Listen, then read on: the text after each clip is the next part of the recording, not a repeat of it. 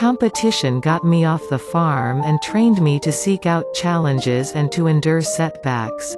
And in combination with my faith, it sustains me now in my fight with Alzheimer's disease. I'd wake up in the morning and I would think, where am I? I'd have to gather myself. Alzheimer's disease is never an accident in a marriage. It falls under the purview of God's sovereignty. In the case of someone with Alzheimer's, this means God's unconditional and sacrificial love has an opportunity to be even more gloriously displayed in a life together. As a writer, I have to admit, there is something darkly compelling about Alzheimer's because it attacks the two things most central to a writer's craft: language and memory, which together make up an individual's identity. Alzheimer's makes a new character out of a familiar person.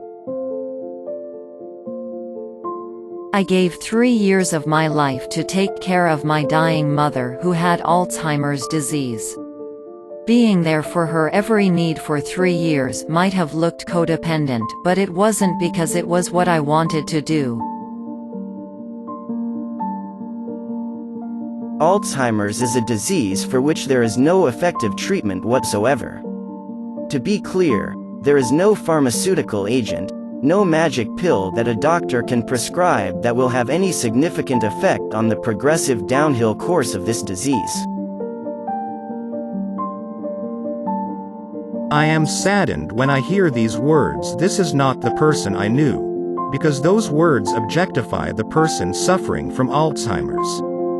When you objectify a person, you also dehumanize them. Once dehumanized, the person becomes a villain. You have to be patient with Alzheimer's. Once you understand that it's a medical condition, you become a little more compassionate. You get less frustrated. What really scares me is Alzheimer's or premature senility, losing that ability to read and enjoy and to write. And you do it, and some days maybe aren't so good, and then some days, you really catch a wave, and it's as good as it ever was. Suffering is always hard to quantify, especially when the pain is caused by as cruel a disease as Alzheimer's. Most illnesses attack the body. Alzheimer's destroys the mind and in the process, annihilates the very self. I hate Alzheimer's. It is one of the most awful things, because here is a loved one, this is the woman or man that you have loved for 20, 30, 40 years, and suddenly, that person is gone. They're gone. They are gone. Alzheimer's is brutal. I mean, it's associated with losing your memory, but you don't just forget who people are. You also forget how to talk, how to eat, how to do everything. That's hard to wrap your head around until you actually see it. You get the health benefits of coffee up through about the first 24 ounces. It's the biggest source of antioxidants for Americans, and we think it helps prevent Alzheimer's and Parkinson's as well. I think the earlier stages of Alzheimer's are the hardest. Particularly because the person knows that they are losing awareness. They're aware that they're losing awareness, and you see them struggling.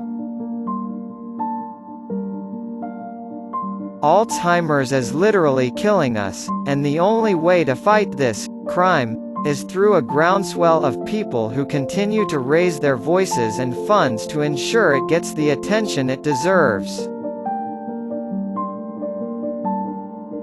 It seems that when you have cancer you are a brave battler against the disease, but when you have Alzheimer's you are an old fart.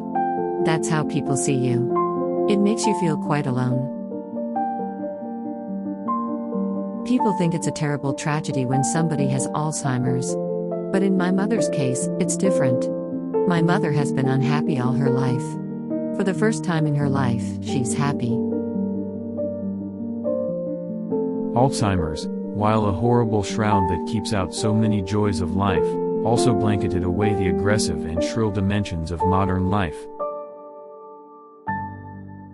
People do not realize that Alzheimer's is not old age.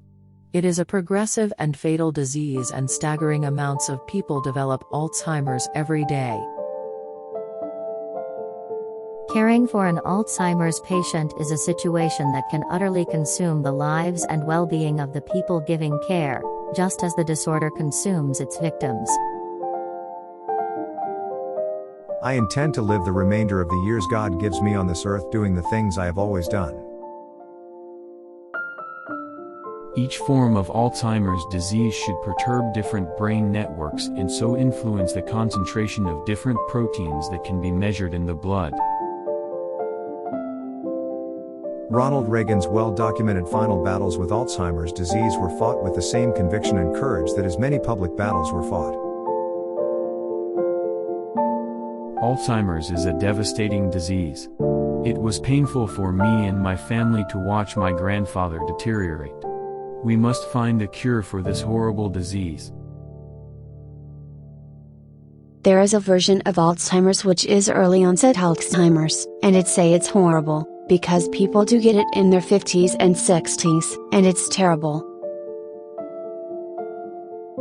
It is a strange, sad irony that so often, in the territory of a disease that robs an individual of memory, caregivers are often the forgotten. The great tragedy of Alzheimer's disease, and the reason why we dread it, is that it leaves us with no defense, not even against those who love us. I often hear people say that a person suffering from Alzheimer's is not the person they knew. I wonder to myself, who are they then?